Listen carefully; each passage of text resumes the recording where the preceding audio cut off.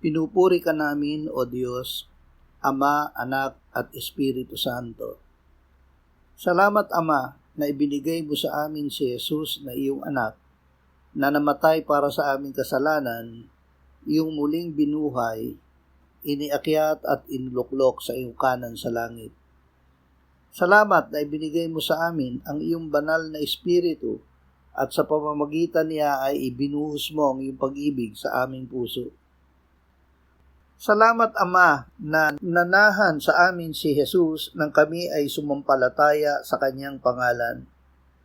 Binigyan mo kami ng karapatan bilang mga anak mo na ipinanganak hindi sa dugo o sa kalooban ng laban o sa kalooban ng tao, kundi ng Diyos.